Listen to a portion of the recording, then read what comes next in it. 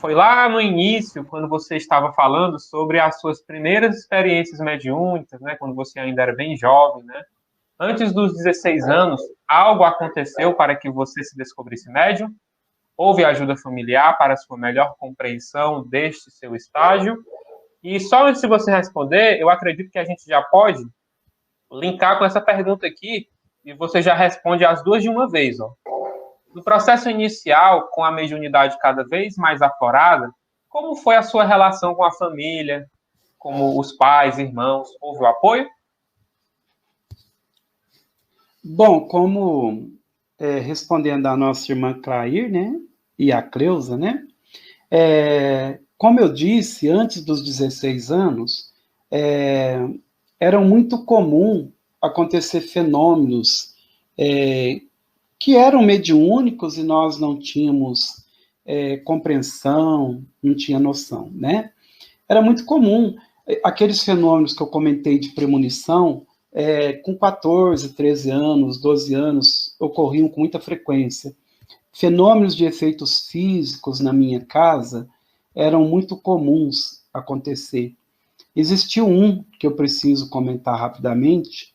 Eu tinha um primo, esse primo até já desencarnou, ele morava conosco, ele tinha o vício do alcoolismo e, certa ocasião, ele se envolveu com um determinado livro que se chama de São Cipriano, livro capa preta de São Cipriano, que envolve magia e alguma coisa desse tipo.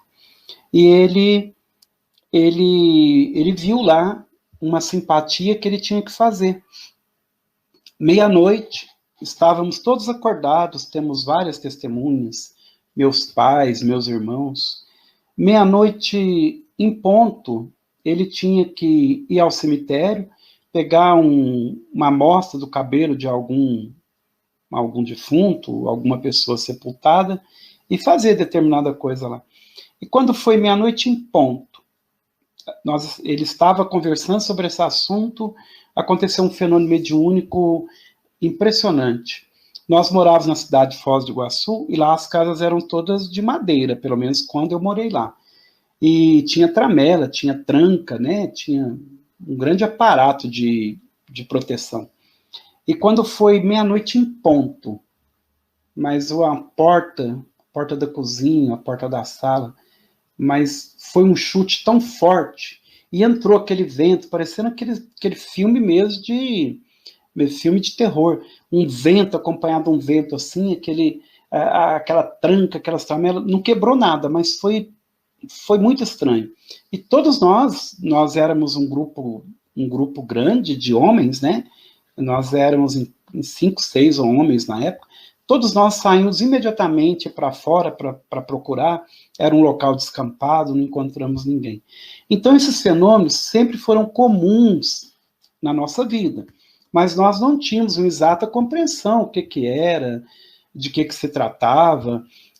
Aquela previsão daquela parteira estava acontecendo.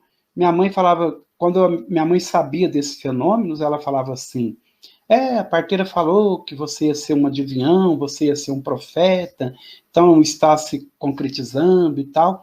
Mas o meu relacionamento com meus pais, com meus irmãos, sempre foram muito bons.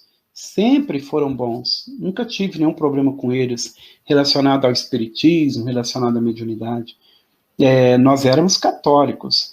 E quando, no ano de 81, foi quando, eu não contei esse detalhe, eu, Alaor, sempre fui uma pessoa muito incrédula, muito. E sou até hoje. Se alguém falar alguma coisa para mim, ela tem que provar, entre aspas.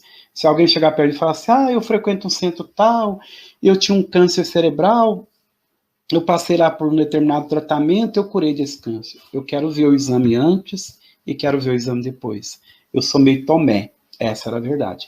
Então, meu irmão consanguíneo, que foi o primeiro que começou a frequentar uma casa espírita, se envolver com mediunidade, e quando meu irmão começou a me relatar isso no ano de 80 para 81, eu abusava muito, zoava, brincava, simulava que estava incorporando. Aí, numa determinada noite, aconteceu um fenômeno mediúnico comigo e foi a porta que se abriu para o exercício da mediunidade.